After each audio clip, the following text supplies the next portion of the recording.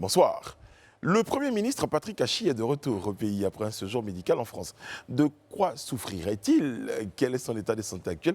On en parle dans quelques instants. Et ce soir, nous serons accompagnés de l'enseignant-chercheur Oyedele Samson. Il est spécialiste en énergie solaire. Avec lui, bien évidemment, il sera question des défis énergétiques et bien entendu de l'énergie solaire. Ici, vous le savez, on débat, on décrypte, on analyse l'information comme vous l'avez toujours souhaité. On dit bienvenue dans notre live talk.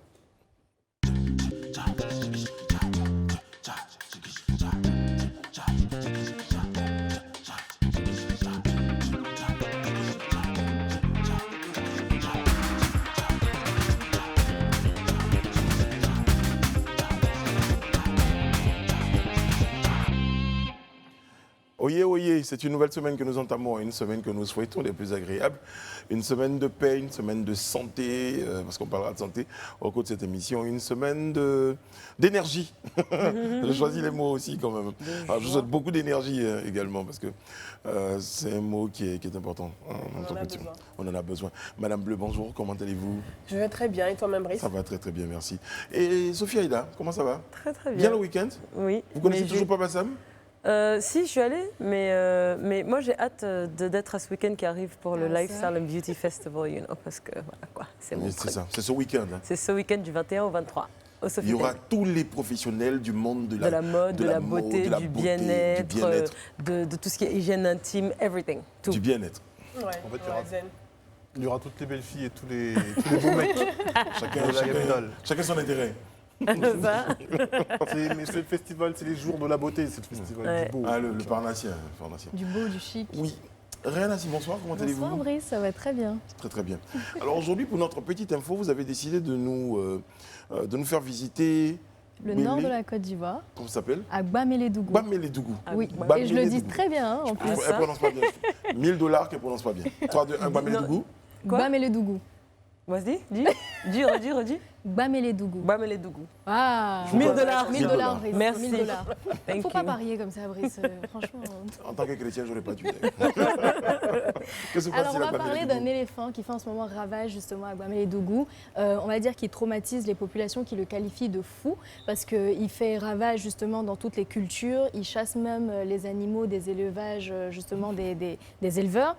Il bloque même la voie d'accès au puits du village, ce qui empêche justement les habitants de cette zone-là de pouvoir accéder justement à l'eau, tout simplement. Et voilà, c'est la deuxième fois qu'un cas de ce type se produit en Côte d'Ivoire et toujours dans le nord. Il faut savoir que l'éléphant, c'est quand même un emblème de notre patrie. Et on est quand même, c'est un animal, je tiens à préciser, qui est en voie de disparition. On est passé de 1100 individus en 1990 à moins de 500 aujourd'hui. Il y avait 1100 éléphants en Côte d'Ivoire en 80. Tout à fait, en 1990. Et aujourd'hui, on a moins de 500.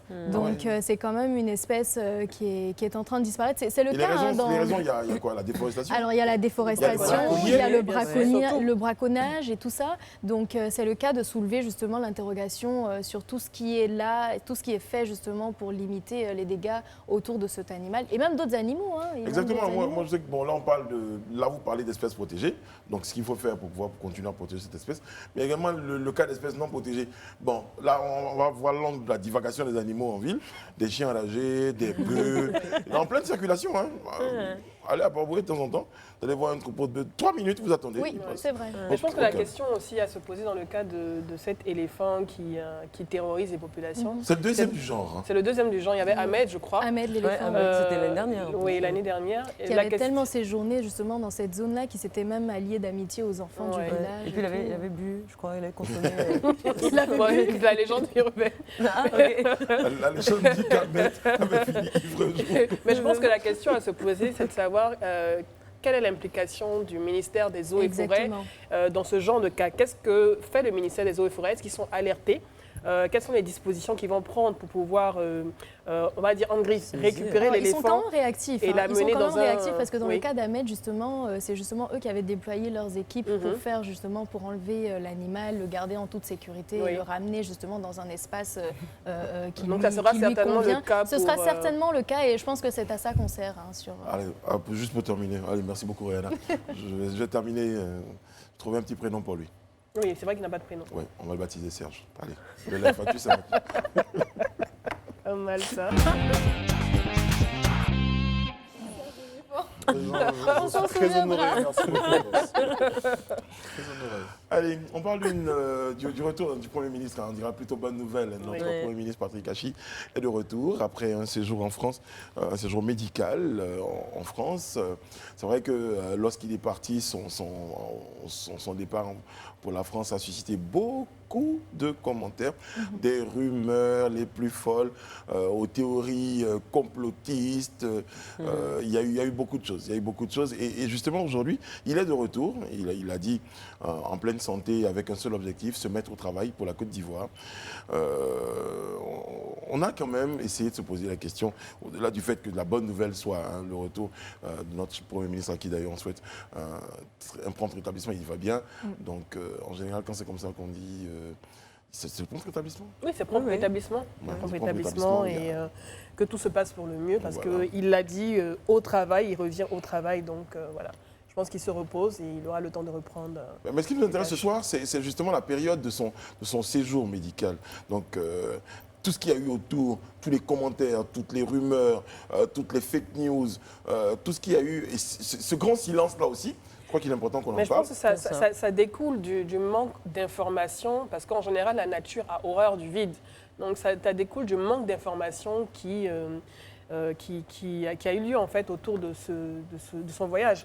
Donc dans les premières heures, je me rappelle le 12 mai, donc on était mercredi, il y avait déjà la folle rumeur qui circulait et je crois qu'à midi 47, si je ne me trompe pas, je l'ai noté, un certain activiste très connu donc, qui avait annoncé qu'il était parti en voyage pour des soins en France. Sur Twitter, ça avait déjà commencé à défrayer la chronique et d'autres activistes, en tout cas, se sont prononcés là-dessus en disant que c'était des mensonges, qu'il était parti juste pour un voyage concernant la situation sur l'électricité, le délestage en Côte d'Ivoire, que ça ne concernait pas sa santé. Donc il y a eu beaucoup de supputations, beaucoup de rumeurs qui ont tourné autour de son état de santé et de son départ. Donc finalement, on se retrouve au 13 mai avec toujours pas de communiqué sur les réseaux sociaux donc, de notre Premier ministre, pas d'informations émanant de ses services de communication et forcément la rumeur continue d'enfler et finalement c'est d'autres médias internationaux comme Jeune Afrique et même Le Figaro et bien d'autres qui donnent l'information, des bribes d'informations déjà sur son état de santé. Alors, première question. Doit-on communiquer sur l'état de santé de nos autorités? Première question sur le plateau. Moi, je pense qu'il faut communiquer sur, peut-être pas l'état de santé, mais la situation. Parce que dans le cas de figure qu'on a, il y a eu des spéculations, il y a eu des rumeurs, parce qu'il y a eu un manque d'informations. Donc, quelque part, les gens veulent savoir. On a un chef de gouvernement, c'est important quand même de savoir, surtout si c'est pour des raisons sanitaires, parce qu'on ne sait pas qu'est-ce qui peut se passer. Donc, c'est important, s'il se déplace, de savoir pourquoi il se déplace. Quand il se déplace pour des rencontres on est informé. gouvernementales, Officielles ? Officielles, on sait. D'accord. Donc, s'il se déplace parce que, voilà, pour raisons sanitaires, ce serait bien d'informer. On ne demande pas de savoir quel est le problème, mais au moins de savoir qu'est-ce qui se passe. Je pense que là, le problème était peut-être la promptitude du communiqué qui a laissé effectivement, on va dire... et il n'y en a toujours pas eu, juste après, avant le mot du Premier ministre. Pas mal de rumeurs. Mais moi, j'ai une petite réserve concernant justement ce fait de devoir tout dire sur l'état de santé ou de devoir immédiatement communiquer sur l'état de santé. Il a le droit, j'ai envie de dire, de vouloir faire les choses et après peut-être communiquer dessus en attendant de voir comment ça évolue. Ça reste une personne, ça reste l'état de santé d'un être humain. Serge Soudotieu, lorsque Boris Johnson ou Barack Obama ou Emmanuel Macron, on est informé. on informe. Est-ce que vous pensez que ici c'est quelque chose qu'on devrait encourager? Encourager, je ne sais pas trop, mais si vous permettez, pour répondre à la toute première question, avant d'en arriver à celle-là, vous savez, que ce soit en Europe, aujourd'hui maintenant ça a changé, hein, nous sommes dans un village planétaire, aujourd'hui la communication va plus vite que la lumière, mais que ce soit dans l'Europe médiévale ou dans nos cultures ancestrales, lorsque le roi était malade, c'était motus et bouche cousue. Bon, après, vous me direz, chez nous, c'était peut-être par rapport à certaines considérations, je ne sais pas, mystiques, religieuses, tout ce que vous voulez, mais je pense que ça avait beaucoup plus de l'ordre de la politique, en fait, parce qu'il ne faut surtout pas inquiéter le peuple en leur démontrant que le chef du gouvernement ou le roi ou l'homme public est souffrant et inapte à occuper ses fonctions. Surtout parce qu'on est dans une institution forte et on se dit que de toutes les façons, ce ne sont que des hommes et les hommes ont droit à la vie privée au niveau de la santé. Et une fois qu'il y en a un qui est malade dans le système ne sombre pas parce qu'il est remplacé automatiquement. Et là, justement, pour revenir à ce que tu dis, tu as dit un mot que je trouve juste, tu as dit roi. À l'époque médiévale, tu as parlé de royaume. On n'est pas dans un royaume, on est dans une démocratie. Oui, mais si vous m'avez suivi et me laissez terminer, vous comprendrez qu'on part du général pour en arriver au particulier. Donc j'ai commencé par l'Europe médiévale et nos pratiques ancestrales pour en découdre justement sur le fait qu'aujourd'hui on est toujours cette sorte d'omerta en ce qui concerne les hommes d'État, surtout sur notre continent africain. On n'a pas encore compris, nous, que ce qui pose problème aujourd'hui, si vous voulez, et très franchement, je pense que c'est l'arrivée d'Internet. C'est ça. C'est parce que la communication aujourd'hui va plus vite que la lumière qu'aujourd'hui vous avez des rumeurs. Donc du coup, on doit changer la façon de communiquer au niveau de nos États africains. Ce que les Américains et les Occidentaux ont compris, on devrait pouvoir faire pareil. Maintenant, est-ce qu'on en a la capacité, est-ce qu'on en a la volonté? J'ai une deuxième question pour vous, les amis.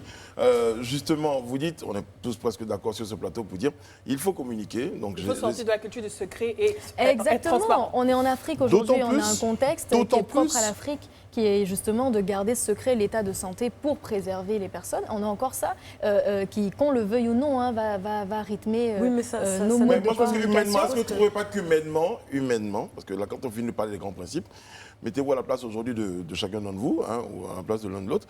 Vous avez aujourd'hui une affection particulière et vous n'avez peut-être pas envie pour l'instant de dévoiler cette affection au grand public.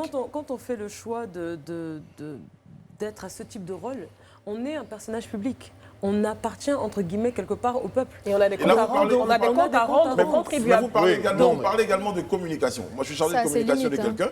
Je peux estimer que cette information-là peut être... Mais on ne demande pas des détails précis sur l'état de santé, sur la maladie. On demande juste des informations. Moi, j'ai un problème avec ça. Sa situation. Moi, j'ai un problème.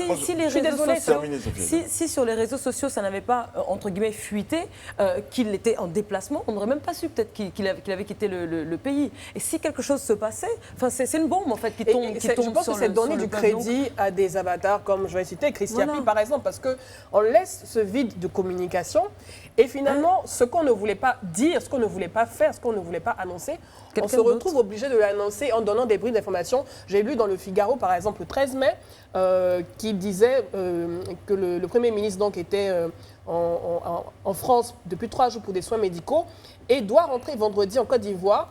Ont indiqué le jeudi à l'AFP, donc l'agence France Presse, des sources proches du Premier ministre. Mais comment ça se fait ? Comment ça se fait alors que finalement l'information qu'on a voulu contenir se retrouve dans des médias étrangers ?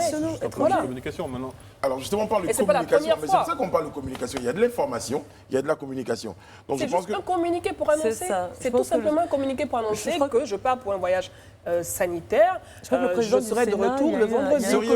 Il y a eu un communiqué pour le président du Sénat. Oui, du Sénat par exemple. Qui sera en déplacement. Voilà. Alors je pense que le problème, c'est vraiment la promptitude. Parce que l'information va toujours se sortir.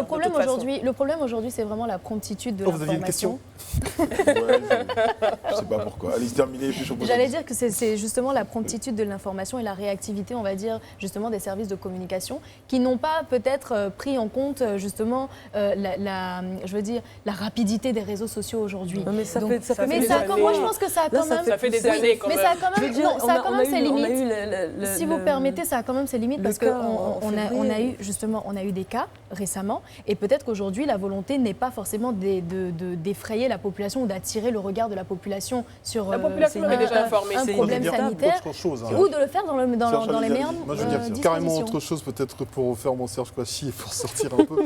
On va souhaiter un propre rétablissement à notre Premier ministre. On comprenait qu'on a eu peur pour vous, malheureusement, à cause de ce qui s'est passé avec vos 2 prédécesseurs. Donc, dès qu'on a senti que vous étiez malade, on a tous paniqué. Donc, c'est peut-être un peu ça qui envoie ces rumeurs-là. Et c'est peut-être pour ça un peu qu'il faut nous ménager en nous donnant des informations, ne serait-ce qu'émanant de vous et votre service de communication pour nous calmer. Par contre, moi, ce que je n'apprécie pas, et ça, c'est de façon façon générale au niveau de l'Afrique et pour la Côte d'Ivoire particulièrement. Il n'y a pas si longtemps que cela, on était en train de pointer du doigt les problèmes en ce qui concerne nos infrastructures sanitaires en Côte d'Ivoire.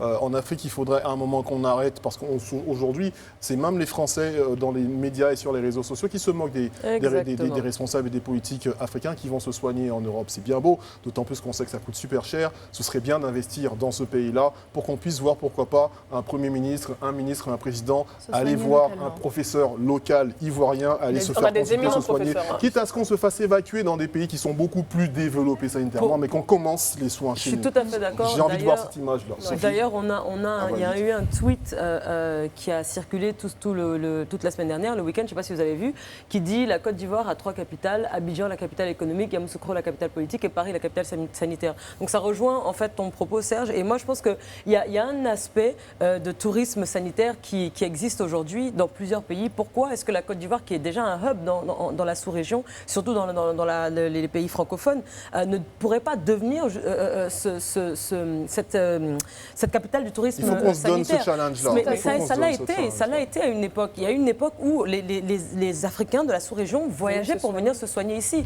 Aujourd'hui, on a des pays comme le Maroc ou la Tunisie qui sont des capitales. On a vu le cas de la jeune Malienne qui a accouché de 9 enfants au Maroc. L'Afrique du Sud, c'est pareil. C'est un pays où déjà les soins ne coûtent pas trop cher, la qualité des soins est de haut niveau.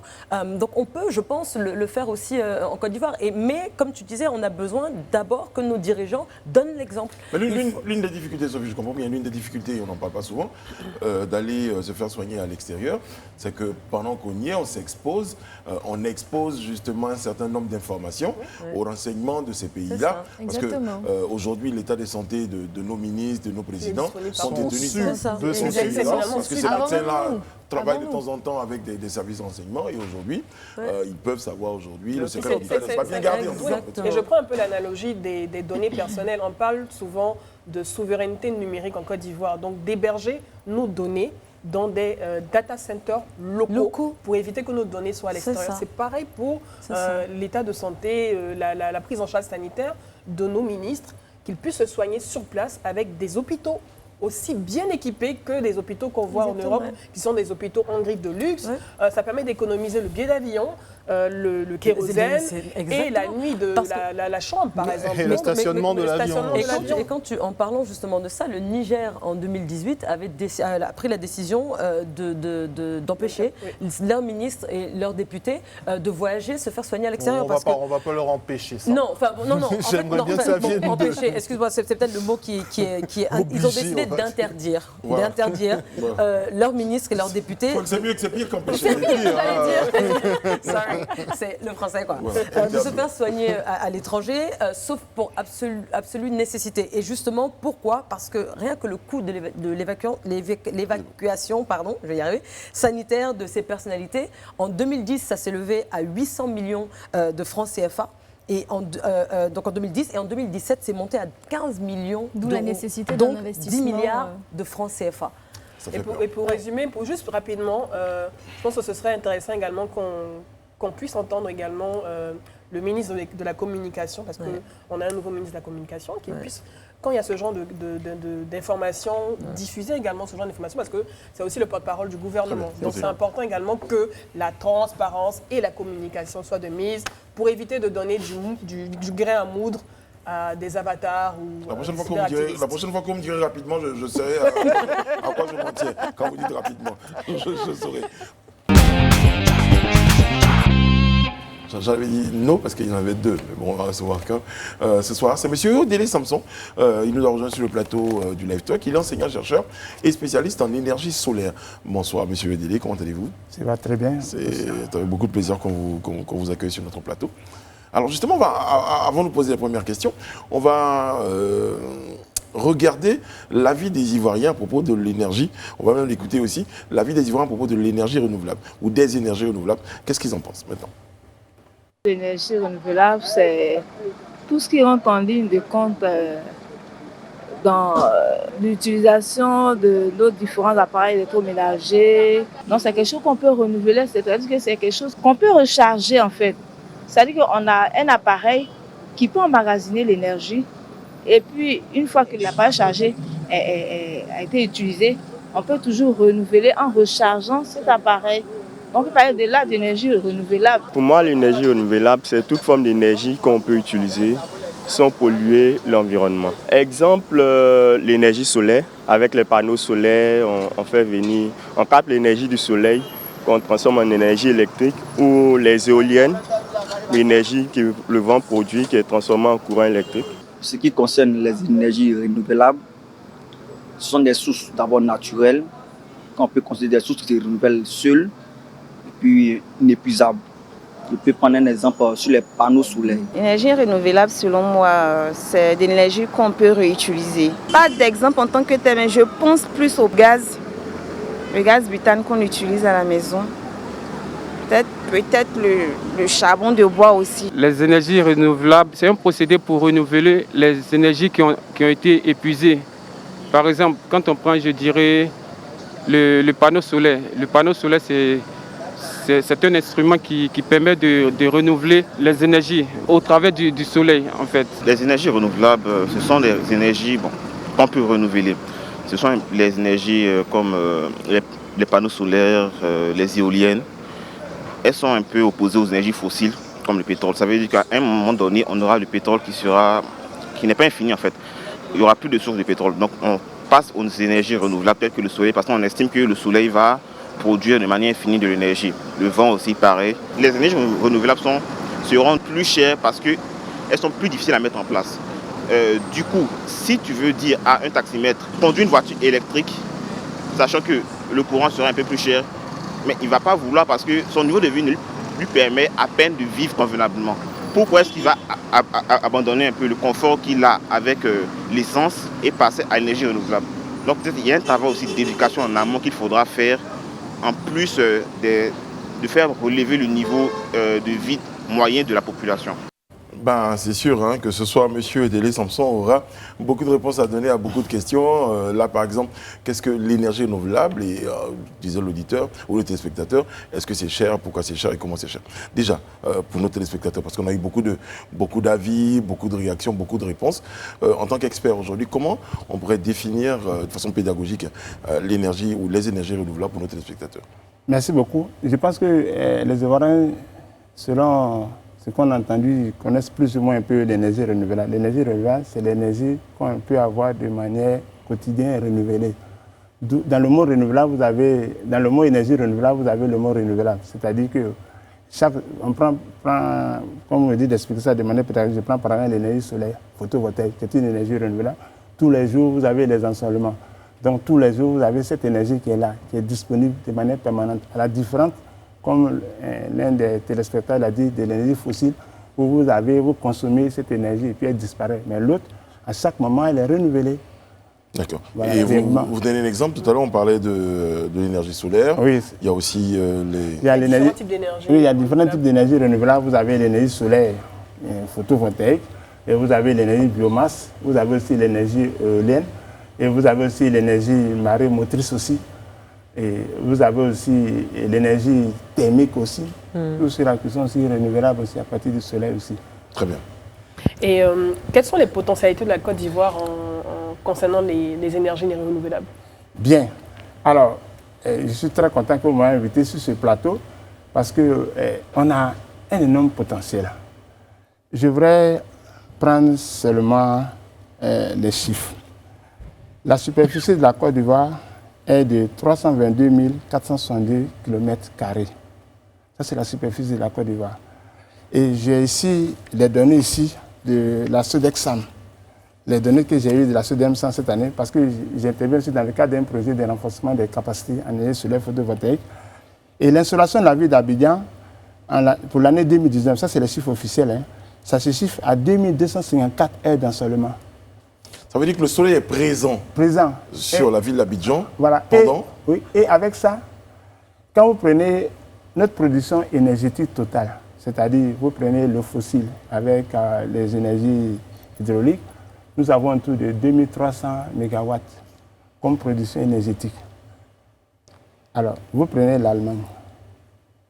Vous prenez l'Allemagne qui a une superficie légèrement supérieure à la Côte d'Ivoire. c'est-à-dire qu'autour de 362 000 km, légèrement supérieur à la Côte d'Ivoire, ils ont une installation annuelle autour de 1500 heures. Mais avec le soleil photovoltaïque seulement, ils arrivent à produire 50 gigawatts. Alors, 50 gigawatts, ce qui représente 50 000 mégawatts. On va revenir. C'est-à-dire... On va revenir à la comparaison. Donc, pour un pays comme l'Allemagne, qui est sensiblement même, je crois qu'à 400... légèrement, très légèrement, 300 000 voilà, supérieur, voilà. À la Côte d'Ivoire, nous, en Côte d'Ivoire, notre installation, on va rappeler les chiffres. Je prends l'exemple d'Abidjan. Au nord, c'est encore plus élevé. Ça, c'est les données que la SODESA nous a redonnées en 2019. 2254 heures par an.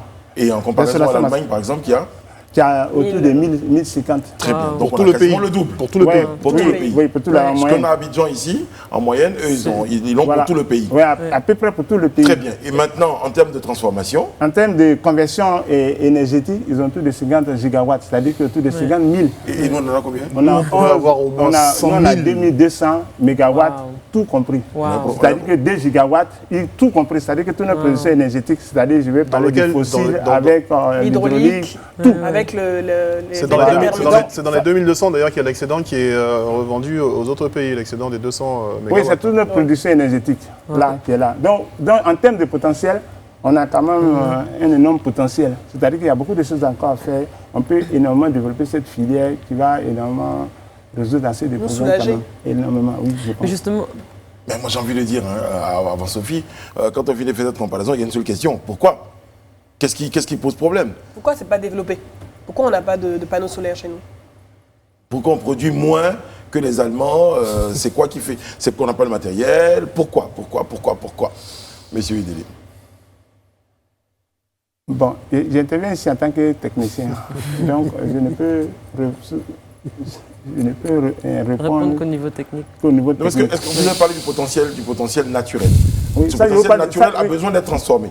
Est-ce qu'aujourd'hui, pour répondre à la question différemment, est-ce qu'aujourd'hui, on a en Côte d'Ivoire, est-ce qu'on dispose de suffisamment d'éléments pour pouvoir transformer cette énergie-là, pour avoir peut-être des résultats comme ceux qui en Allemagne? Je pense qu'il faut peut-être déjà savoir, c'est que dans les 2000... Qu'est-ce que vous appelez... Oui.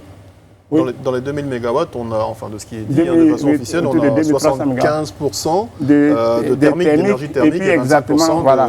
Donc 70% 70% thermique et puis 30% hydraulique. Voilà. Oui. Allez-y, excuse-moi. Oui, voilà, c'est essentiellement ça. Donc on a moins de, je parle de chiffres officiels, on a moins d'1% de soleil photovoltaïque. Moi, j'aimerais revenir sur l'énergie solaire parce que vous êtes spécialisé dans ce type d'énergie. Est-ce que aujourd'hui, l'énergie solaire reste l'une des solutions qui peut permettre justement à la Côte d'Ivoire de faire face aux défis énergétiques qu'on a en ce moment, le délestage, le rationnement qu'on a au niveau énergétique? Nos différentes insuffisances, si vous voulez. Bon. Est-ce que c'est une solution techniquement, oui, je vous ai donné l'exemple par exemple de l'Allemagne. Oui. Je vous ai donné l'exemple de l'Allemagne. Si en Allemagne, avec ce taux d'installation, ils ont pu réussir à produire autant d'énergie, je rappelle que 8% de leur production énergétique est d'origine photovoltaïque. Okay. S'ils ont pu produire cela, c'est-à-dire que s'ils ont pu produire cela en photovoltaïque seulement, ils ont plus que ce que nous avons en termes de toute puissance. Oui. Uniquement le photovoltaïque. Tout ce que nous avons en termes de production énergétique. Donc je pense que la solution photovoltaïque peut être une solution. Est-ce qu'on peut dire que justement aujourd'hui on tombe des nues quand on regarde ces chiffres, on se pose la question que Brice Hano s'est posée intérieurement mais que nous avons tous entendu, c'est pourquoi est-ce que dans notre Afrique qui a pour symbole le soleil, on n'est pas pensé plutôt à développer cette énergie-là pour pouvoir nous alimenter en courant. Mais est-ce parce que justement cette énergie est apparue assez tard, notamment sous nos tropiques? La technologie photovoltaïque est apparue assez tard, je pense.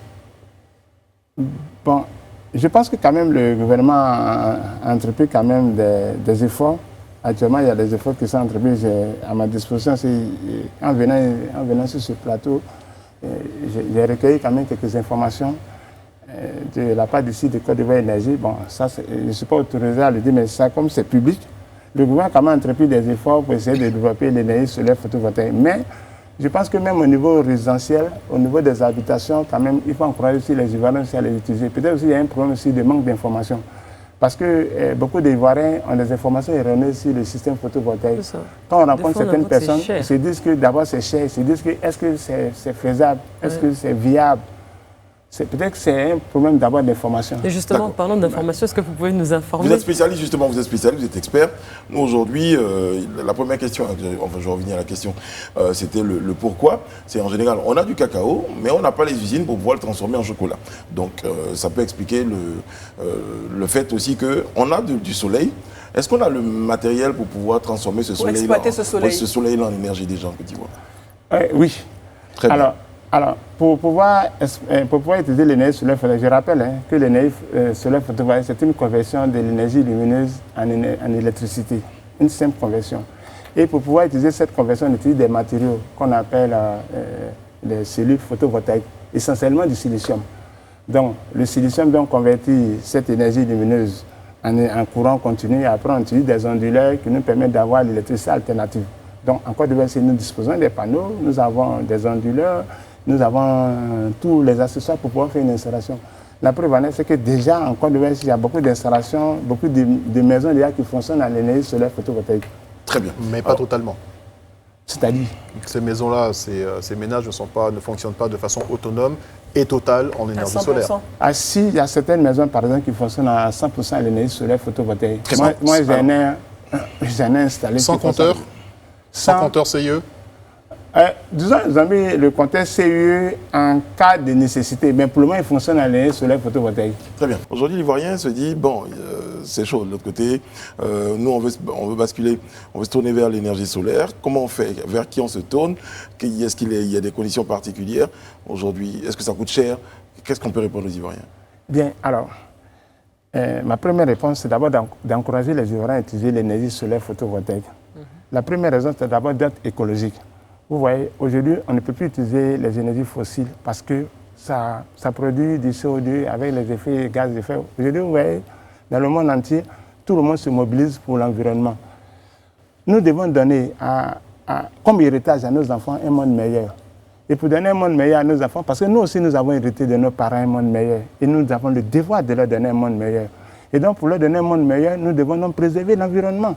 Et en utilisant les énergies renouvelables, nous préservons l'environnement. Très bien. Donc, c'est d'abord même le premier aspect. D'abord, il faut que tous les Ivoiriens comprennent que c'est important de laisser un monde meilleur à leurs enfants. Donc, déjà, ça, c'est le premier aspect. Deuxième aspect, aujourd'hui, la technologie photovoltaïque a tellement évolué que le prix même du solaire photovoltaïque même commence à devenir très bas. Dans certains pays même, le prix au kilowatt est en dessous du prix même de l'énergie conventionnelle. Nous ne sommes pas encore en Côte d'Ivoire, mais on en approche quand même. Monsieur Délé, une maison de 3 pièces, 2 chambres salon, de l'Ivoirien d'un moyen. Oui. Il a 3 chambres salon, 3 pièces, 2 chambres salon. 2 splits. 2 splits. Une machine à laver. Oh non, quand même. Voilà. Il a la télé, il a le ventilateur, il a un réfrigérateur. Vous comprenez un tout petit peu ce que je suis en train de vous présenter comme tableau. À part cette famille modeste-là, aujourd'hui, ça veut se tourner vers l'énergie solaire.